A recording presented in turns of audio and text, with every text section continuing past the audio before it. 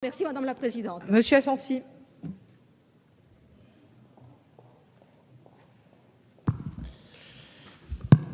Madame la Présidente, Madame la Ministre, Monsieur le rapporteur, d'abord on se félicite que l'Assemblée ait pu discuter enfin de ce texte en séance plénière. Ce n'était pas évident au départ et on nous a taxé d'opportunistes à un moment donné, mais je crois que tout le monde a bien compris qu'il était urgent d'en parler, même à 3 jours des élections européennes, puisque les députés qui vont être élus prochainement devront se prononcer sur ce texte. Donc il faut qu'ils connaissent l'état de l'opinion. Malheureusement, je crains que l'opinion soit peu informée sur la discussion qu'il y a et sur la nature de ce traité entre l'Europe et les États-Unis. Quand il a visité les États-Unis récemment, il y a 2 mois, le président de la République française a fait une déclaration surprenante. Je cite mot à mot.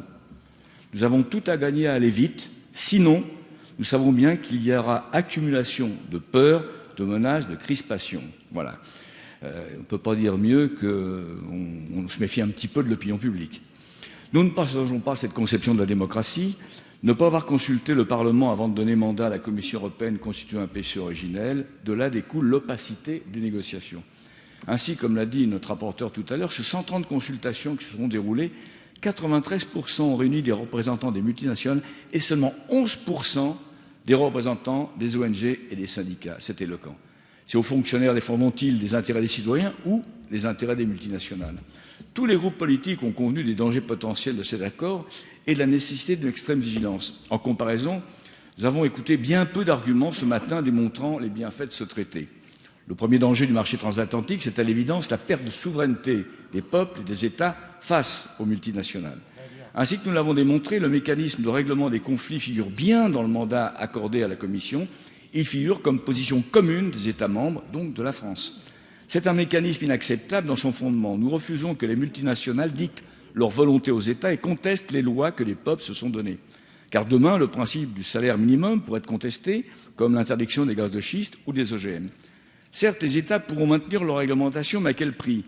Aux États-Unis, les demandes de dédommagement en cours des multinationales atteignent la somme faramineuse de 14 milliards de dollars. Évidemment, c'est les États qui payent. En s'attaquant au pouvoir normatif des États, ce marché transatlantique rendra impossible la création de normes environnementales plus protectrices. Il rendra impossible des normes sociales ambitieuses au service des salariés.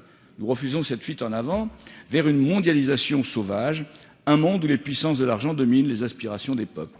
Il faut mettre un coup d'arrêt à l'idéologie néolibérale qui nous conduit vers la faillite des États et la misère des populations.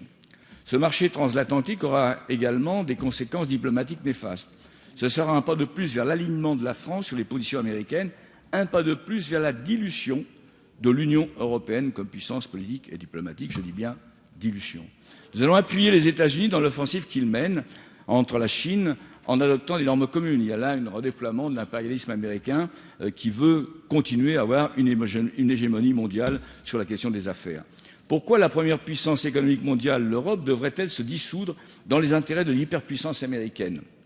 À ces motifs de fond justifiant la fin des négociations s'ajoutent des motifs de circonstance. Négocier avec les États-Unis au moment où ceux-ci espionnent nos intérêts stratégiques, c'est une pure folie. Les dés sont pipés, nos intérêts sont lésés. Pour conclure, la majorité s'est employée à détricoter la résolution que nous avions déposée. Les garanties ambitieuses ont été supprimées, tout comme la demande de suspension qui constituait le cœur de notre résolution. Enfin, nos discussions l'ont montré, à ce jour, il n'existe aucune garantie que les parlements nationaux soient consultés sur cet accord à la fin des négociations. Le refus de la majorité d'inclure cette consultation obligatoire dans notre résolution est incompréhensible à nos yeux. Dans ces conditions, vous comprendrez que nous voterons contre la propre résolution que nous avons déposée, puisque cette résolution a été dénaturée par le groupe socialiste, et nous voulons réaffirmer notre demande de suspension des négociations sur le marché transatlantique.